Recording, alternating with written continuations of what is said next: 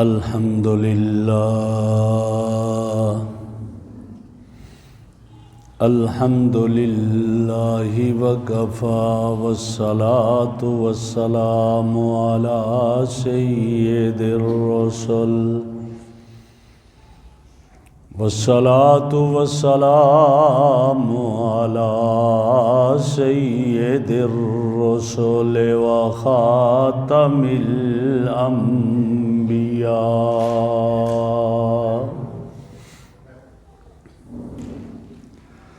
وعلى آله وأصحابه وأهل بيته أجمعين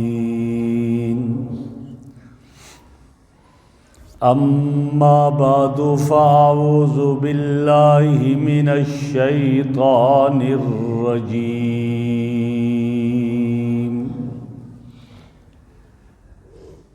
بسم الله الرحمن الرحيم وأما من أعطى واتقى وصدق بالحسنى فسنيسره لليسرى وقال رسول الله صلى الله عليه وسلم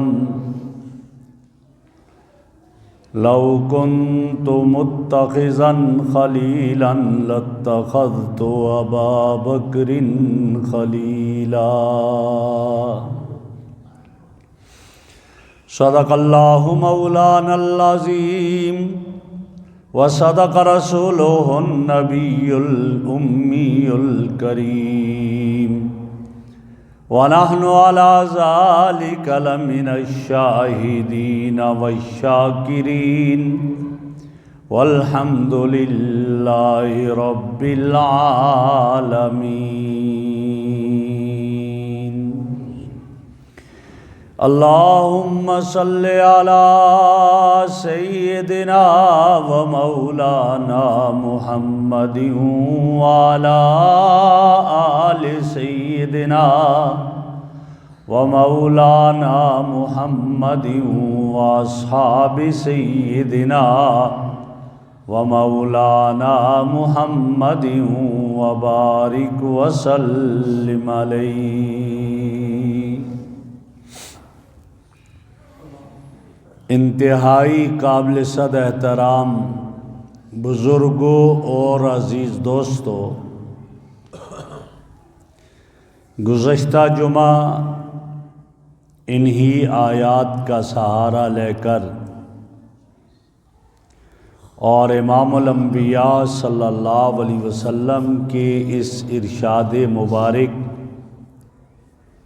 کے آئینے میں خلیفہ اول بلا فصل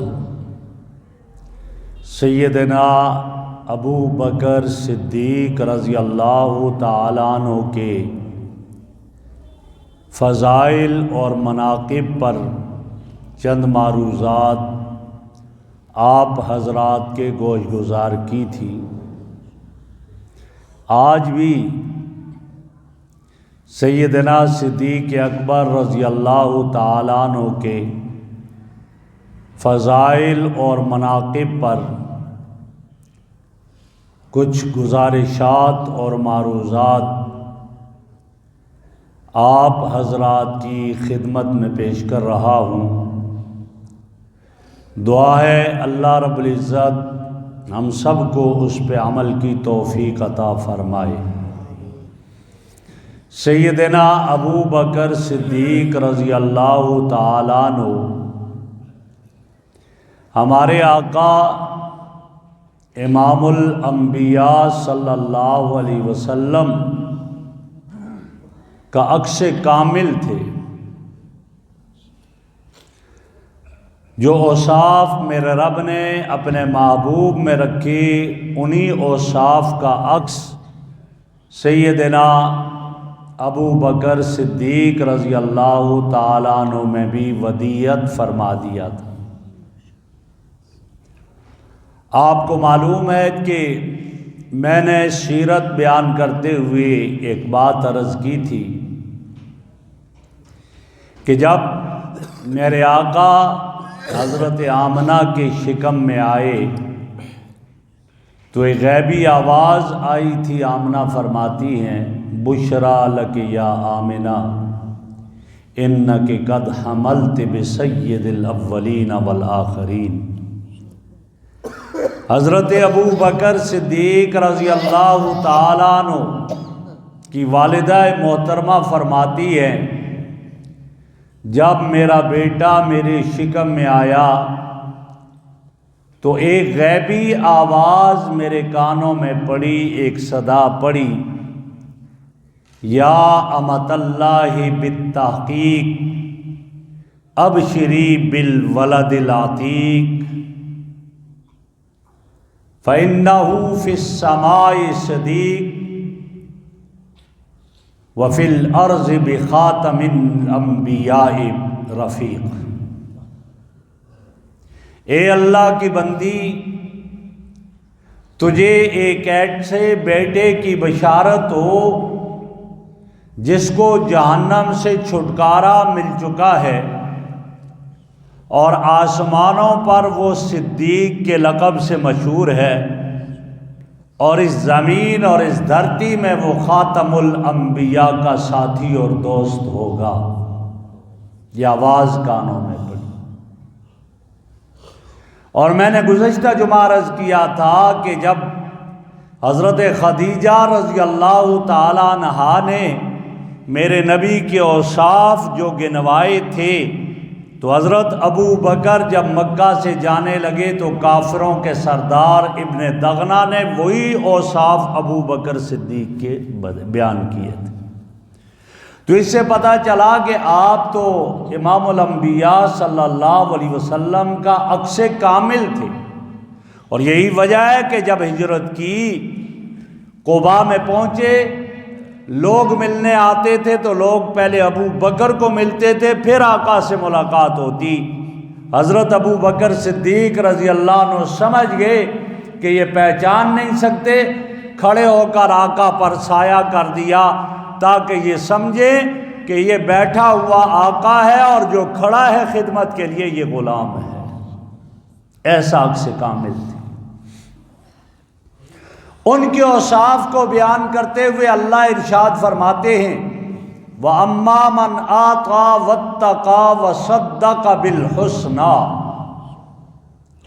میں نے گزشتہ جمعہ آقا پر گفتگو کی تھی کہ ابو بکر وہ ہے جس نے اپنا سارا مال امام الانبیاء اور اسلام کی خدمت میں لگا دیا۔ جب ایمان لایا تو ابو بکر کے پاس 40,000 درہم تھے، اور جب مکہ سے ہجرت کر کے جانے لگے تو ابو بکر کے پاس صرف 5,000 درہم بچ گئے تھے، اور جب مدینہ منورہ میں پہنچے تو مسجد نبوی کی جگہ خرید کر کے وہ 5,000 روپے میرے آقا کو درہم عطا کیے۔ یا رسول اللہ، آپ انہیں ادا کر دیجئے، میری طرف سے آپ کو ہدیہ ہے، اور مسجد نبوی کی زمین ان درہموں کے بدلے میں خریدی گئی۔ یہ ہیں ابو بکر جن کا سارا مال یہاں خرچ ہوا۔ اما من آتا، اپنے مال کو خرچ کیا۔ حضرت بلال رضی اللہ تعالیٰ عنہ، اس وقت مکہ میں 2 ہی لوگ تھے جن کو مالدار کہا جاتا تھا، صاحب ثروت 2 لوگ تھے۔ ایک ابو بکر تھا جو سخاوت میں سب سے پہلے نمبر پر تھا، اور دوسرا امیہ ابن خلف تھا جو کنجوسی میں پہلے نمبر پر تھا۔ فرمایا وَأَمَّا مَنْ آتَى وَاتَّقَى وَصَدَّقَ بِالْحُسْنَى فَسَنُيَسِّرُهُ لِلْيُسْرَى، اور آگے فرمایا وَأَمَّا مَنْ بَخِلَ، جس نے بخل کیا، اور وہ امیہ ابن خلف تھا۔ تو امیہ ابن خلف کے پاس ایک غلام تھا جس کا نام بلال تھا۔ حضرت بلال ایمان لے آئے اور امیہ روزانہ مارتا تھا۔ 12 غلام تھے جن کو مختلف امور پر نگرانی دی ہوئی تھی، اور خود بھی مارتا اور غلاموں کو بھی کہتا ہے اس کو مارو، یہاں تک کہ یا یہ مر جائے اور یا اسلام کو چھوڑ دے۔ لیکن بلال تھا، مار کھاتا تھا، اسلام کو نہیں چھوڑتا۔ احد احد کا کلمہ زبان پر جاری تھا، مارے کھا کھا کر بھی۔ کبھی دھوپ میں ڈال دیتا اور بھاری پتھر جو پاؤں سے سر تک برابر آئے، گرم پتھر حضرت بلال کے سینے پر رکھ دیا کرتا۔ کبھی گلے میں رسی ڈال کر مدینہ کی گلیوں میں گھسیٹتا تھا۔ سیدنا صدیق اکبر گزر رہے ہیں، آواز آئی، گئے دیکھا بلال کو مار رہے ہیں۔ امیہ کیوں مارتے ہو؟ یہ دین چھوڑ چکا ہے، باپ دادا کا دین، یا واپس آ جائے یا مر جائے۔ کہا بیچتے نہیں ہو؟ کہا نہیں، میں نہیں بیچتا ہوں۔ حضرت ابو بکر فرماتے منہ بولی قیمت بولو میں تمہیں دوں گا اور اس کو بیچ دو۔ کہا نہیں۔ اس کے بعد ایسا ہوا کہ حضرت ابو بکر صدیق کے پاس ایک غلام تھا، بڑا خوبصورت غلام تھا وہ، جس کا نام نسطاس تھا اور غیر مسلم تھا، اور بڑی قیمت اس کے پاس بہت کچھ بھی تھا۔ حضرت ابو بکر فرماتے ہیں سنو، یہ غلام بھی لے لو اور اس کے بدلے میں جو اور چاہتے ہو لے لو، اور اس کو میرے اوپر بیچ دو۔ کہا اچھا، یہ غلام بھی مجھے دو اور اس کے بدلے میں آپ سے کہا 40 اوقیہ چاندی بھی چاہتا ہوں وہ دو، اور 40 اوقیہ 4.5 کلو چاندی بنتی تھی اس زمانے میں، کہا وہ بھی مجھے دو۔ حضرت ابو بکر صدیق نے وہ غلام بھی اس کو دیا، 40 اوقیہ چاندی بھی دی، اور حضرت بلال کو خرید لیا۔ جب حضرت بلال کو خریدا تو وہ کہنے لگا امیہ ابن خلف کہ میں ابو بکر کو بڑا عقل مند سمجھتا تھا، لیکن آج اس نے یہ کیا کر دیا، اتنا قیمتی غلام مجھے دے دیا اور مجھ سے ویسے ہی لے لیا جس کی کوئی حیثیت نہیں۔ تو حضرت ابو بکر صدیق رضی اللہ عنہ نے سنا، فرمایا بے وقوف، تجھے کیا پتا، بلال نے جو استقامت کا مظاہرہ کیا ہے اسلام پر، خدا کی قسم اگر میرے پاس یمن کی حکومت ہوتی اور مجھے تو کہتا کہ یمن کی حکومت دے دو، میں ساری یمن کی حکومت بلال کے بدلے میں دے دیتا۔ بلال کو خریدا، آزاد کیا، اور حضرت عمر جب ہی تو فرمایا کرتے رضی اللہ تعالیٰ عنہ، جب حضرت بلال آتے تھے تو کھڑے ہو کر فرماتے سیدنا و آتقا سید آتقا ہو سیدنا، ہمارا سردار ہے اور اس کو ہمارے سردار نے آزاد کیا، ابو بکر صدیق رضی اللہ۔ ابو بکر کا مال اس پر خرچ ہوا۔ فَأَمَّا مَنْ آتا۔ ایک اور غلام عامر ابن فہیرہ جو ہجرت کے موقع پر بھی آپ کے ساتھ تھا، اس غلام کو سیدنا صدیق اکبر رضی اللہ تعالیٰ عنہ نے خریدا اور خرید کر آزاد کر دیا۔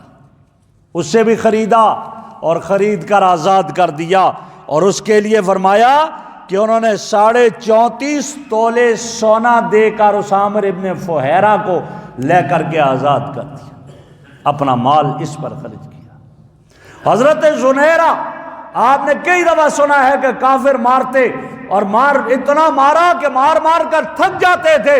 حضرت زنیرہ کی آنکھوں کی بینائی ختم ہو گئی، تانا دینے لگے ہمارے لات اور عزا نے تیری بینائی ختم کی۔ حضرت زنیرہ رو کر عرض کرنے لگی اللہ، یہ مار مار کر تھک جاتے تھے، میں مار کھا کر نہیں تھکتی تھی، آج تانا دیا ہے کہ لات اور عزا نے بینائی ختم کی، تجھے تیرے محبوب کی عظمتوں کا واسطہ میری بینائی کو لوٹا دے۔ اللہ نے ان کی بینائی کو لوٹا دیا، اور سیدنا صدیق اکبر رضی اللہ عنہ نے خرید کر انہیں بھی آزاد کر دیا۔ حضرت ناہدیہ، وہ کسی کی باندھی تھی اور مارتے تھے بہت زیادہ، بیٹی بھی ان کی ساتھ تھی۔ حضرت ابو بکر صدیق رضی اللہ عنہ نے خرید کر حضرت ناہدیہ اور ان کی بیٹی کو آزاد کیا، اور جب اندر گئے چھڑانے آزادی کا پروانہ بتانے کے لیے تو وہ ماں بیٹی اس کافر کی چکی پیس رہی تھی اور اس کے جو پیس رہی تھی۔ حضرت ابو بکر فرماتے ہیں جاؤ، میں نے آزاد کر دیا تمہیں۔ تو انہوں نے دیکھا اور دیکھ کر کہنے لگی کہ یہ جو ان کے باقی ہیں ہم اس طرح نہیں جاتی، ہم ان کے پاس رہی ہیں، ان کا نمک کھایا ہے، لہذا میں اتنا موقع دے دو کہ ہم ان کے جو پیس کر پھر یہاں سے جائیں۔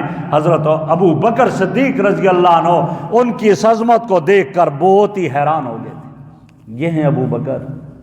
وَأَمَّا مَنْ آتا جن کا مال اس پر خرچ ہوتا تھا۔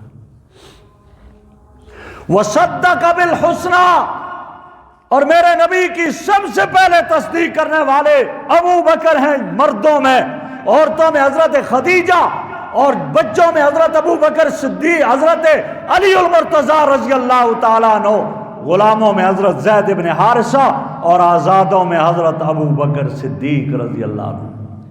میرے آقا فرمایا کرتے تھے، لوگوں میں نے جس کے سامنے بھی اسلام کو پیش کیا ہے سوچنے پہ مجبور ہوا، مشورہ کرنے پہ مجبور ہوا، ابو بکر وہ ہے جس کے سامنے اسلام کو پیش کیا اس نے ذرا بھی سوچا نہیں ہے، فوراً میرے اسلام کو قبول کر لیا،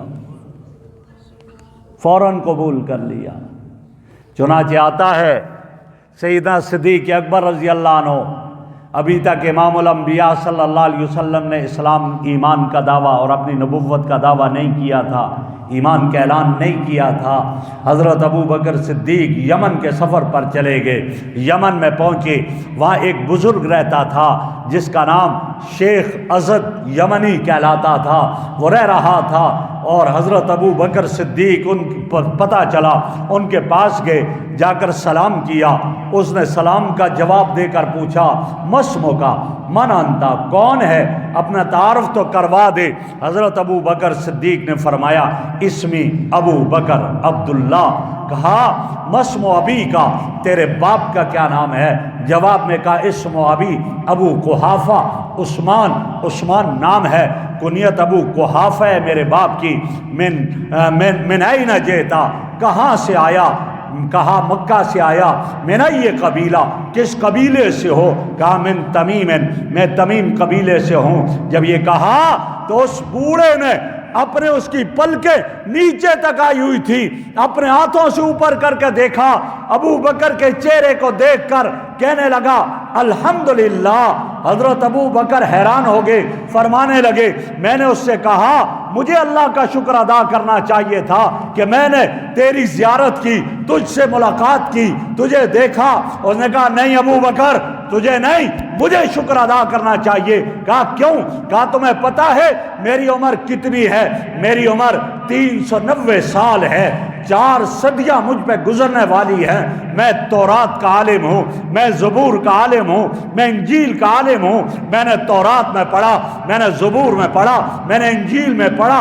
آخر وقت آئے گا، مکہ کی دھرتی پہ ایک نبی آئے گا جس کے سر پہ نبوت کا تاج سجایا جائے گا، اس کا نام محمد ہوگا، اس کی ماں کا نام آمنہ ہوگا، اس کے باپ کا نام عبداللہ ہوگا، وہ یتیم ہوگا۔ جب آئے گا اس پر سب سے پہلے ایمان لانے والے کا نام عبداللہ ہوگا، کنیت ابو بکر ہوگی، اس کے باپ کا نام عثمان ہوگا، کنیت ابو قحافہ ہوگی۔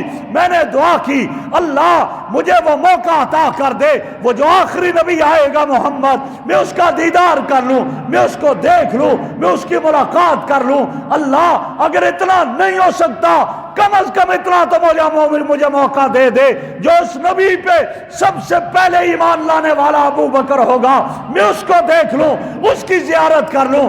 ابو بکر مجھ جیسا بوڑھا شخص یہاں سے چل کر یمن سے مکہ کیسے پہنچتا؟ رب نے میری دعا کو قبول کیا، تجھے مجھ تک پہنچایا، اور آج میں نے تیری زیارت کر لی۔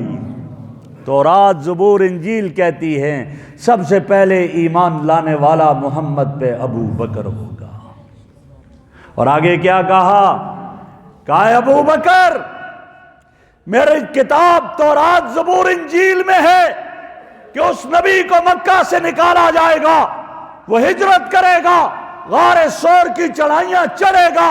ابو بکر، وہ کتابیں لکھتی ہیں کہ تو وہ شخص ہوگا جو اس محمد کو کندھوں پہ اٹھا کر غار سور پہ لے جائے گا۔ ابو بکر یاد رکھنا، محمد وفا کرنے والا ہے، تم بھی اس کے ساتھ وفا کرنا، وہ تجھے تنہا نہیں چھوڑے گا۔ جبھی تو کہا گیا کہ ابو بکر تو وفاؤں کا بادشاہ تھا، جس نے میرے محمد کے ساتھ جو وفا کی ہے کوئی نہیں، جبرائیل بھی وہ وفا نہیں کر سکا۔ جبرائیل میں سفر پہ تو گیا، ایک مقام پر پہنچا، کہا، آقا آگے بڑھتا ہوں تو پر جلتے ہیں، بس یہاں ہی رک جاتا ہوں، آپ آگے جائیے گا۔ ابو بکر غار شور میں جاتے ہوئے کہتا ہے آقا آپ رک جائیے، میں پہلے جا کر صفائی کر کے آؤں گا۔ وفاؤں کا بادشاہ ابو بکر تھا۔ فَأَمَّا مَنْ آتَى وَاتَّقَى، تقویٰ، پرہیزگاری۔ اور کیسا تقویٰ تھا کہ جن کو جنت کی بشارت مل گئی پھر بھی کہتے کاش میں کسی مومن کے بدن کا بال ہوتا، کاش میں کوئی گھاس ہوتا جس کو جانور چر لیتے، مجھ سے قیامت میں حساب نہ لیا جاتا۔ تقویٰ۔ اور کیسا تقویٰ، کیسا تقویٰ تھا کہ میرے نبی نے عجیب ارشاد فرمایا، آخر میں 17 نمازیں میرے نبی کی موجودگی میں حضرت ابو بکر نے پڑھائی ہیں۔ میرے نبی نے امت کو بتا دیا، فرمایا ابو بکر تو ایسا تقویٰ والا ہے، اللہ نے مجھے تقویٰ دیا، میں نے تقویٰ تیرے سینے میں رکھ دیا ہے، اللہ نے مجھے سب کچھ دیا، میں اب جا رہا ہوں اپنی امت کو تیرے حوالے کر کے جا رہا ہوں، اس مصلی پہ کھڑا ہو جا۔ جب آپ تشریف لائے ابو بکر پیچھے ہونے لگے، فرمایا اعلیٰ مکانے کا، اپنی جگہ پر ٹھہرو ابو بکر۔ اعلیٰ مکانے کا یہی لکھا محدثین نے، حالانکہ فرماتے کہ میرے جگہ پر آپ آئیں، نہ فرمایا اعلیٰ مکانے کا، اپنی جگہ ٹھہرو۔ مطلب کیا تھا، مصلی تو میرا ہے لیکن اب یہ تیری جگہ بن گئی ہے، تیرے حوالے کر رہا ہوں، قیامت تک جو گویا آنے والوں کو پتہ چل جائے کہ ہاں میرا خلیفہ ابو بکر ہے۔ اور عجیب کیا ایک کندھے کے ساتھ، ایک کندھے میں سہارا لیے ہوئے حضرت علی ہیں، دوسرے کا سہارا لیے ہوئے عباس ہے۔ بتا دیا ابو بکر، آج امت کو بتانا چاہ رہا ہوں، علی کو بھی عباس کو بھی تیرے پیچھے کھڑے کر کے جا رہا ہوں کہ علی تو بھی اپنا امام ابو بکر کو بنا دے، عباس تو بھی اپنا امام ابو بکر کو بنا دے۔ میرے نبی نے تو اپنی موجودگی میں حضرت عباس اور حضرت علی کو ابو بکر کے پیچھے کھڑا کر دیا، بتا دیا کہ علی کا امام بھی ابو بکر ہے، عباس کا امام بھی ابو بکر ہے رضی اللہ عنہ۔ اب جو اعتراض کرتا ہے تو مصطفیٰ پہ اعتراض کرے نا، خلیفہ بلا فصل تو ابو بکر ہے، اور جو اب کسی اور کو خلیفہ بلا فصل کے، وہ پیغمبر کے اس فیصلے پہ اعتراض کر رہا ہے، پیغمبر کے فیصلے کو نہیں مان رہا۔ وہ 17 نمازیں آپ کی موجودگی میں حضرت ابو بکر صدیق نے مصلی رسول پہ کھڑے ہو کر پڑھائی، بتا دیا کہ اب امامت کس کے پاس ہے، ابو بکر کے پاس ہے، اب امت کا امام ابو بکر ہے رضی اللہ تعالیٰ عنہ۔ وصدق بالحسنى، تصدیق۔ میرے آقا معراج پر گئے، واپس آئے، فرمایا میں گیا بیت المقدس میں انبیاء کی امامت کروائی، پھر وہاں سے عرشوں پر گیا، عرشوں سے واپس آیا، 7واں آسمان سدرۃ المنتہا، اللہ سے ملاقات، واپس آیا، ابھی تک پانی گرم، کنڈی ہل رہی ہے۔ کافر کہنے لگے نہیں ایسا نہیں ہو سکتا، ایسا نہیں ہو سکتا، اور کہا کہ آج ابو بکر بھی نہیں مانے گا۔ اور بعض روایتوں میں ہے کہ میرے محبوب جب معراج سے آنے لگے، اللہ مجھے یہاں تک بھیج دیا، ہو سکتا ہے کل کوئی اس کا انکار کرے، نہ مانے۔ میرے رب نے فرمایا پیغمبر جا جا، یکذبک قومک ویصدقک ابو بکر، قوم تو تیری تکذیب کرے گی، میرا ابو بکر تیری تصدیق کرے گا۔ جا آئے، کہا آج تو ابو بکر بھی نہیں مانے گا کہ ابو بکر ایسا ہو سکتا ہے؟ فرمایا کون کہتا ہے؟ کہا تیرا دوست کہتا ہے محمد صلی اللہ علیہ وسلم۔ حضرت ابوبکر نے جواب کیا دیا؟ حضرت ابوبکر نے فرمایا اگر کوئی اور کہتا تو بات تھی، میرے مصطفیٰ نے فرمایا، اس سے بڑھ کر وہ یہ فرماتے ہیں جبرائیل آ کر میرے قدموں میں بیٹھ جاتا ہے، جب اس کو میں مانتا ہوں تو میں شرح صدر سے کہتا ہوں میرے مصطفیٰ معراج کر کے واپس آئے، میں تصدیق کرتا ہوں۔ اہل فرمایا کہ یہ صدیق ہے، ابو بکر کو صدیق اکبر اسی لیے کہا گیا۔ کسی نے بڑی پیاری بات کی، کہا رب نے تو ابو بکر کو پیدا ہی کیا مصطفیٰ کی تصدیق کے لیے، پیدا ہی تصدیق کے لیے کیا۔ اب یہ فرما کر وَأَمَّا مَنْ آتَى وَاتَّقَى وَصَدَّقَ بِالْحُسْنَى فَسَنُيَسِّرُهُ لِلْيُسْرَى، اللہ فرماتے ہیں ہم ان کے لیے جنت میں جانا آسان کر دیں گے۔ بہت فضائل ہیں، کئی ہفتے مہینے گزر سکتے ہیں بیان کرتے ہوئے، میں مختصراً عرض کر رہا ہوں۔ جنت کا راستہ آسان کر دوں گا۔ یا اللہ کیسے آسان کیا جنت کا راستہ؟ اللہ اکبر۔ حدیث میں آتا ہے قیامت کا دن ہوگا، نفس نفسی کا عالم ہوگا، ساری کائنات کی انسانیت حضرت آدم کے قدموں میں جائے گی۔ آج سفارش کر دو، حساب و کتاب ہو جائے، جنتی جنت میں، جہنمی جہنم میں چلے جائیں۔ آدم علیہ السلام فرمائیں گے اللہ کی ذات آج جلال میں ہے، آج میں نہیں سوال کر سکتا کہ مجھ سے یہ نہ پوچھا جائے کہا تھا ولا تقربا ھذہ الشجرہ فتکونا من الظالمین، کیوں پھل کھایا اس درخت کا؟ تم جاؤ نوح کے پاس، آدم ثانی ہے، حضرت نوح کے پاس جائیں گے، وہ بھی ایکسکیوز کر دیں گے، میں مختصر کر رہا ہوں۔ حضرت ابراہیم کے پاس جاؤ، ان کے پاس جائیں گے، وہ بھی ایکسکیوز کر دیں گے، آج رب کی ذات جلال میں ہے، آج میں نہیں جا سکتا، میں سوال نہیں کر سکتا۔ آپ نوح کے پاس، آپ جو ہے موسیٰ کے پاس جاؤ، عیسیٰ کے پاس جاؤ، ہر نبی ایکسکیوز کرے گا، آخر میں کہا جائے گا امام الانبیاء صلی اللہ علیہ وسلم کے پاس جاؤ، ساری امتیں میرے آقا کے پاس جائیں گی، یا رسول اللہ آج تو میدان معاشر کی گرمی برداشت نہیں ہو رہی ہے، آج حساب و کتاب ہو جائے، جنتی جنت میں، جہنمی جہنم میں چلے جائیں، آپ ذرا سفارش کر دیجئے۔ میرے محبوب آگے بڑھیں گے، اللہ کے عرش کے سامنے سر سجدے میں ڈال دیں گے، اللہ فرمائیں گے محبوبم ارفع راسک سل توتا، میرے محبوب سر اٹھاؤ، پوچھو، مانگو، آج دے دیا جائے گا، آپ سوال تو کرو، پورا کر دیا جائے گا، تجھ سے بہتر سوالی کوئی نہیں، مجھ سے بہتر داتا کوئی نہیں، بول کیا چاہتا ہے اللہ؟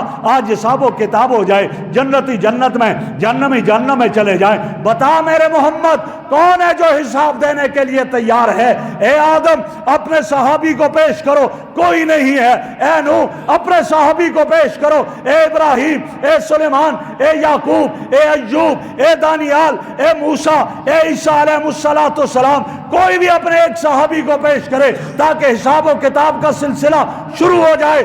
سب کہیں گے ہمارے پاس ایسا کوئی نہیں ہے جو جرت کرے اور جائے حساب و کتاب کے لیے۔ اس وقت میرے محبوب آگے بڑھ کر ابو بکر کو اپنے ہاتھ سے پکڑیں گے، آ میرے یار غار، آ میرے ابو بکر، آگے بڑھ، حساب دے تاکہ سلسلہ شروع ہو جائے۔ جب سیدنا صدیق اکبر آگے بڑھیں گے، رب دیکھ کر کہیں گے میرے محمد تو نے اس کو بھیجا ہے جس کے لیے تو نے خود کہا اللہ سب کے احسانات کا بدلہ ادا کر چکا ہوں، ابو بکر وہ ہے جس کے احسانات کا بدلہ میں نہیں دے سکتا، تو ہی دے گا۔ میرے محبوب تو نے اس ابو بکر کو آگے کیا ہے، جا ابو بکر آج بغیر حساب کے جنت میں داخل ہو جا، بغیر حساب و کتاب کے جنت میں داخل ہو جا۔ حدیث میں آتا ہے جنت کے 8 دروازے کھل جائیں گے، 8 دروازے ہیں جنت کے، 8 دروازے کھل جائیں گے، ہر دروازے سے صدا آئے گی ابو بکر مجھ سے داخل ہو جا، ابو بکر مجھ سے داخل ہوگا۔ فرمایا داخل تو ایک ہی دروازے سے ہوگا لیکن 8 دروازوں کا کھلنا یہ ابو بکر کا اعزاز ہوگا۔ فَسَنُيَسِّرُهُ لِلْيُسْرَىٰ، جس کو اپنا رفیق بنایا تھا، جان بھی دی، مال بھی دیا، اولاد بھی دی، وطن کی بھی قربانی دی، آج کیا ہوا؟ فَسَنُيَسِّرُهُ لِلْيُسْرَىٰ، اللہ نے فرمایا ہم نے ان کے لیے جنت کا راستہ آسان کر دیا۔ وہ ابو بکر جنت کے 8 دروازے اس کے لیے کھل جائیں گے۔ یہ کون ہے؟ یہ میرے محبوب کا یار غار ہے۔ اس لیے آپ نے فرمایا اے ابو بکر انت رفیقی فی الغار ورفیقی علی الحوض، ابو بکر تو غار میں بھی میرا ساتھی ہے، تو مزار میں بھی میرا ساتھی ہوگا اور حوض کوثر پر بھی میرا ساتھی ہوگا۔ حوض کوثر پر ساتھی ہونے کا یہ مطلب تھا کہ تو نے تو مجھ پر اتنے احسانات کیے ہیں، کل حوض کوثر پر میں ہوں گا، دوسرا تو ہوگا، میں جام بھر بھر کر تجھے دوں گا، تو آگے پلاتا رہے گا۔ یہ شان ہے سیدنا صدیق اکبر رضی اللہ عنہ۔ تو میرے بھائیوں، سبق کیا ملا مجھے اور آپ کو؟ صرف واقعات بیان کرنا کافی نہیں ہوتا، سبق یہ ملا کہ ابو بکر نے اللہ کے محبوب اور اللہ کے دین کے لیے اپنی جان کی ضرورت پڑی جان دی، مال کی ضرورت پڑی مال پیش کیا، اولاد کی ضرورت پڑی اولاد پیش کی، وطن کی ضرورت پڑی وطن کی قربانی دی، رب نے یہ دیا۔ مجھے اور آپ سے بھی یہی تقاضا ہے، جان قربان کرنے کا تقاضا نہیں ہے، خواہشات کو قربان کرنے کا تقاضا ہے کہ اللہ کے نبی کے طریقوں کو لے آؤ، اپنی خواہشات قربان کر کے شادی میں، غمی خوشی میں حضور کے طریقوں کو اختیار کر لو، اپنی خواہشات پر چھری پھیر لو، پیغمبر کی خواہشات کو پورا کر لو۔ یہاں پیغمبر کی خواہشات کو تم پورا کرو گے، کل میرا رب تمہاری خواہشات کو پورا کرے گا۔ مال کی قربانی کی اس طرح مجھے اور آپ کو نہیں کہا جیسے ابو بکر نے کیا، کم از کم اتنا تو ہو جائے کہ اذان ہوئی تو میری دکان بند ہے، اذان ہو گئی اب دکان بند، نہیں سودا دوں گا، زور سے دکان کا شٹل بند کرے، دوسرے کو بھی دعوت ہے، اذان ہے بند کر دو، مسجد میں جانا ہے۔ یہ آئے گا نماز پڑھنے کے لیے، اب دوسرا بھی آئے گا، اس کا بھی اجر اس کو ملے گا۔ ابو بکر نے بلال کو آزاد کر دیا، سب سے پہلے بلال نے اذان دی، قیامت تک جتنی اذانیں ہیں اجر بلال کو ملے گا، قیامت کے دن بلال مؤذنین کا امام بن کر آگے آئے گا اور اس سب کا اجر ابو بکر کو ملتا رہے گا۔ الدال علی الخیر کفاعلہ، دکان بند کر لے، اذان ہوئی، تجھے اجر ملے گا۔ شاید تیرا گاہ کر واپس جائے، لیکن جائے گا نہیں واپس، یہ مت بتاؤں، میں پہلے بھی ایک دفعہ عرض کر چکا ہوں، میں کراچی ایک جگہ تھا، وہاں ایک دودھ کی دکان تھی پاک اسلام ڈیری کے نام سے، 3 دکانیں ساتھ کھلی تھی، لیکن یہ شخص جب اذان ہوتی کھڑکی بند، نماز کا وقت ہے بس، کئی سارے جاتے نماز کے لیے، اور جو ان کو اللہ نہ توفیق دے وہ کھڑے رہتے تھے، لیکن ساتھ والی دکانیں کھلی ہوتی تھی، ان سے نہیں لیتے تھے دودھ، اس کے انتظار میں رہتے تھے اسی سے لیں گے۔ آپ دیکھ لیں آپ کے کاروبار میں اللہ کتنی برکت عطا فرمائے گا۔